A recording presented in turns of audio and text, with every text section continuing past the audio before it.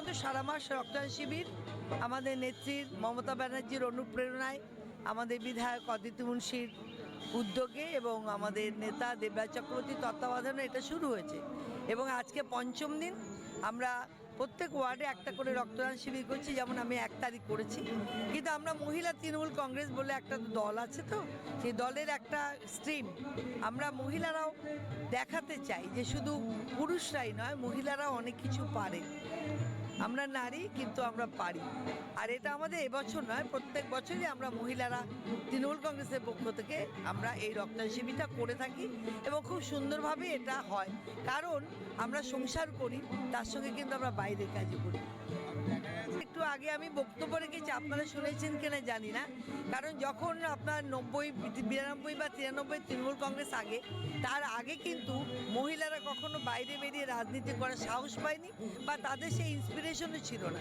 কিন্তু আস্তে আস্তে আমাদের মমতা ব্যানার্জি যখন আমাদের মুখ্যমন্ত্রী হলেন বা মমতা ব্যানার্জি যখন আমাদের রাজনীতিতে নামলেন, তখন আমরাও মহিলারা তাকে দেখে ইন্সপায়ার্ড হয়েছিলাম যে না, আমরাও পারি।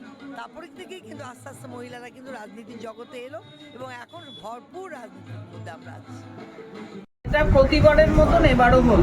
প্রথম কথা এটাই, তার কারণ আমাদের রাজারহাট গোপালপুর বিধানসভার বিধায়ক অদিতি মুন্সি, তিনি যতদিন ধরে বিধায়ক রয়েছেন সেই থেকে উনি প্রতি বছর এই জুন মাসে সারা মাস ব্যাপী রক্তদান শিবির করেন এবং আমাদের মাদার তৃণমূল, মহিলা তৃণমূল, যুব তৃণমূল এবং ছাত্র তৃণমূল, তার সাথে INTTUC থেকে শুরু করে সব শাখা সংগঠন এই রক্তদান শিবিরে অংশগ্রহণ করে।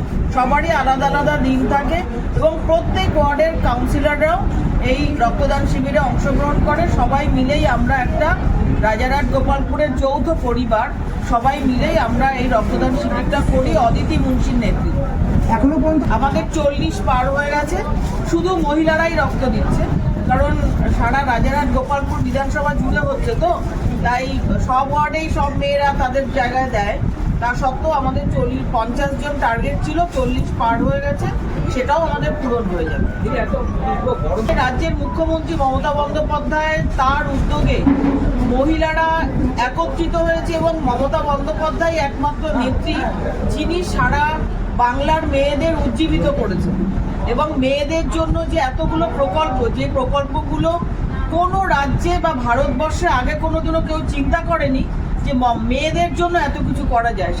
তার মধ্যে সব থেকে উল্লেখযোগ্য হলো লক্ষ্মী ভান্ডার, যেটা 2021-এর পরে মমতা বন্দ্যোপাধ্যায় করেছেন। তার আগে তো অনেকগুলো প্রকল্প আছে, আপনারাও জানেন, আমরাও জানি। আর সব থেকে বেশি উল্লেখযোগ্য হলো, আমি এই প্রচার মাধ্যমে বলতে চাই, আমরা মহিলারা আমাদের রাজ্যের যে মহিলা সভানেত্রী চন্দ্রিমা ভট্টাচার্য, তার নির্দেশেও আমরা কিন্তু প্রচুর সাংগঠনিক প্রোগ্রাম করি এবং আমাদের অঞ্চলের বিধায়ক অদিতি মুন্সি এবং আমাদের নেতা দেবরাজ চক্রবর্তী, তারা কিন্তু সারাক্ষণই আমাদের পাশে থাকে। আর একটা কথা বলতে চাই, যেটা মমতা বন্দ্যোপাধ্যায় করেছেন, সেটা হচ্ছে স্বাস্থ্যসাথী প্রকল্প। যে প্রকল্পের মধ্য দিয়ে আমরা অনেকেই হয়তো জানি যে স্বাস্থ্যসাথী প্রকল্প আছে, যে এই কার্ডটা করে নিস বা করে নেব, কিন্তু তা নয়। এটা মমতা বন্দ্যোপাধ্যায় বলতে চেয়েছেন যে একটা মেয়ে যখন জন্মগ্রহণ করে, এতদিন আমরা জেনে এসেছি যে মেয়েদের জন্মগ্রহণের পরে সে বাবার পরিচয় পরিচিত হয়, তারপরে সে বিয়ের পরে হাজব্যান্ডের পরিচয় পরিচিত হয়। নিজস্বতা, মেয়েদের কোনো আইডেন্টিটি ছিল না যে নিজের বলে কিছু।